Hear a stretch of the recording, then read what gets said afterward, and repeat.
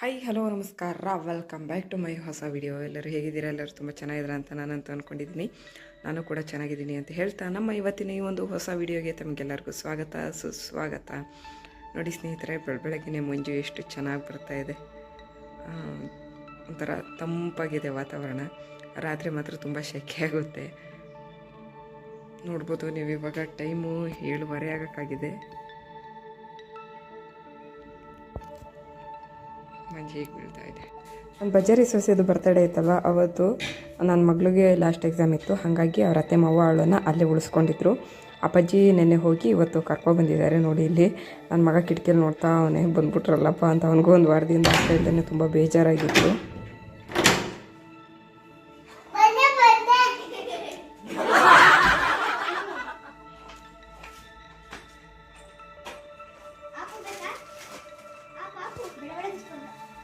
ಸ್ನೇಹಿತರೆ, ಅವನು ಆಪು ಅಂತ ಕೇಳ್ತಾ ಇರೋದು ಲಾಲಿಪಪ್ಪನ. ಲಾಲಿಪಪ್ಪು ಅಂತ ಅವನಿಗೆ ಹೇಳಕ್ಕೆ ಬರಲ್ಲ ಅಂತ ಅಂದ್ಬಿಟ್ಟು ಅವನು ಯಾವಾಗ್ಲೂ ಆಪು ಆಪು ಅಂತ ಇರ್ತಾನೆ. ಇವ್ರ ಹತ್ರ ಲಾಲಿಪಪ್ ಇಸ್ಕೊಂಡು ಮತ್ತು ಅವ್ರ ತಾತನ ಹತ್ರನೂ ಚಾಕ್ಲೇಟ್ ಇಸ್ಕೊಳಕ್ಕೆ ಹೋಗೋದು.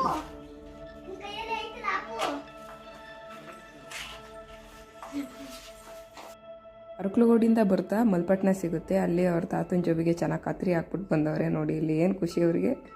ಹೊಸ ವಿಡಿಯೋ ನೋಡಿ. ನಮ್ಮ ಅಕ್ಕೆ ಮನೆಯಿಂದ ನಮ್ಮ ಬಜಾರಿ ಸೊಸೆ ಬರ್ತವ್ರೆ, ನನ್ನ ಮಗಳು ಬರ್ತವ್ರೆ. ಯಾರೆಲ್ಲ ಹೊಸದಾಗಿ ನಮ್ಮ ಈ ಒಂದು ವಿಡಿಯೋನ ನೋಡ್ತಾ ಇದ್ರೆ ದಯಮಾಡಿ ಮೊದಲು ಸಬ್ಸ್ಕ್ರೈಬ್ ಮಾಡ್ಕೊಳ್ಳಿ. ಹಾಗೆ ವಿಡಿಯೋ ಇಷ್ಟ ಆದರೆ ಲೈಕ್ ಮಾಡಿ, ಕಮೆಂಟ್ ಮಾಡಿ. ಹಾಗೆ ವಿಡಿಯೋನ ಕೊನೆ ತನಕ ನೋಡಿ, ತುಂಬ ಚೆನ್ನಾಗಿದೆ.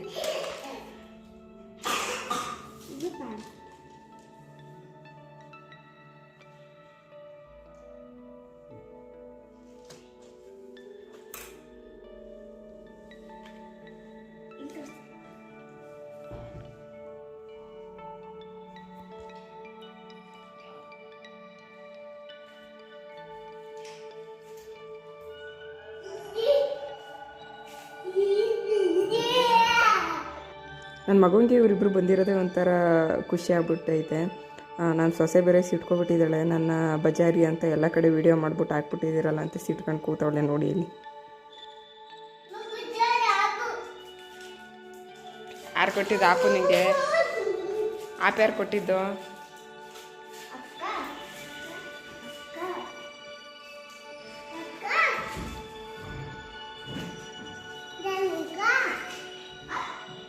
ನಿಂಗೆ ಜಾನಿ ಯಾಕೆ ಇಷ್ಟನಾ?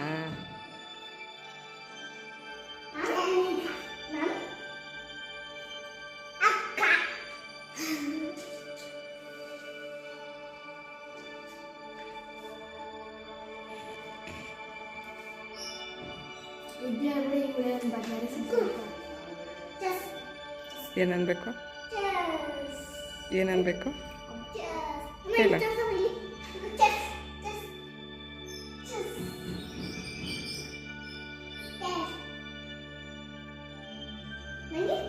ಹೊರಗಡೆ ಸಿಕ್ಕಾಪಟ್ಟೆ ಬಿಸಿಲಿರೋದು ಎಲ್ಲರಿಗೂ ಗೊತ್ತಿರುವಂಥ ವಿಚಾರ. ಆ ಒಂದು ಕಾರಣಕ್ಕೋಸ್ಕರ ನಾವು ನಮ್ಮನೇಲಿ ರಾಗಿ ಹಂಬಲೆ ಹಾಗೆ ಮಜ್ಜಿಗೆನ ಹದ ಮಾಡಿ ಇಟ್ಟಿದ್ದೀನಿ.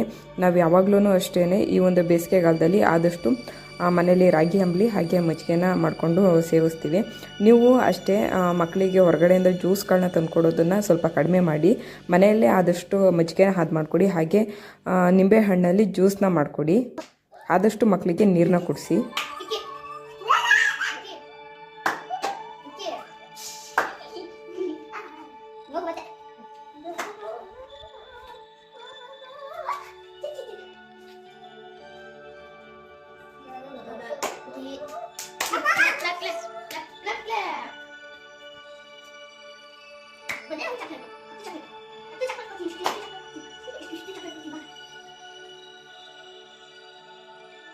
ಹತ್ತು ತಿಂಗಳು ಪಾಪ ನಮ್ಮ ಟೀಚರ್ಗಳು ನಮ್ಮ ಮಕ್ಕಳು ಟಾರ್ಚರ್ನ ತಡೆದಿರ್ತಾರೆ. 2 ತಿಂಗಳು ಮಾತ್ರ ನಮಗೆ ಈ ಮಕ್ಕಳು ಟಾರ್ಚರ್ ತಡೆಯೋದು ಒಂಥರ ಕಷ್ಟ ಅಂತ ಅನಿಸುತ್ತಲ್ವ. ನೋಡಿ ಇಲ್ಲಿ ಎಲ್ಲ ಮಕ್ಕಳುಗಳು ಹಿಂಗೆ ಅಂತ ಸುಮ್ಮನೆ ಕೂತ್ಕೊಂಡು ಆಟ ಆಡ್ಬಿಟ್ರೆ ನಮ್ಮಂಥ ತಾಯಿದಿರಿಗೆ ಅರ್ಧ ಕೆಲಸನೇ ಕಡಿಮೆ ಆದಂಗೆ ಅನಿಸುತ್ತೆ.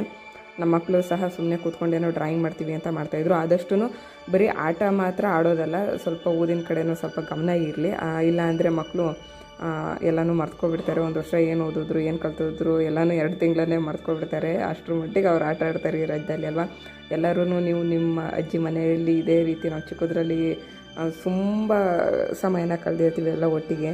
ಇವಾಗ ಒಂಥರ ನೆನಪುಗಳಿದೆಯಲ್ಲ, ನಿಜವಾಗ್ಲೂ ತುಂಬ ಸ್ಪೆಷಲ್ ಅದು ಅಲ್ವಾ. ಇದು ನೋಡಿ ನಮ್ಮ ಮಕ್ಕಳು ಪಾಪ ತುಂಬ ಕಷ್ಟಪಟ್ಟು ಮಾಡಿರುವಂತಹ ಡ್ರಾಯಿಂಗು. ನನ್ನ ಮಗಳು ಡ್ರಾಯಿಂಗ್ ಬುಕ್ಕಲ್ಲಿ ಆ ಲೈನ್ಗಳನ್ನ ಕೂಡಿಸಿ ಡ್ರಾಯಿಂಗ್ ಮಾಡಿದ್ದಾಳೆ. ಹಾಗೆ ನಮ್ಮ ಬಜಾರಿ ಸೊಸೆ ನೋಡಿ, ಇದು ನಾನು ಬಜಾರಿ ಸೊಸೆ ಮಾಡಿರೋದು. ಈ ಒಂದು ವಿಡಿಯೋ ಇಷ್ಟ ಆಗಿದೆ ಅಂತ ಅಂದ್ಕೊಳ್ತೀನಿ. ವಿಡಿಯೋ ಇಷ್ಟ ಆದರೆ ಲೈಕ್ ಮಾಡಿ, ಹಾಗೆ ಕಮೆಂಟ್ ಮಾಡಿ.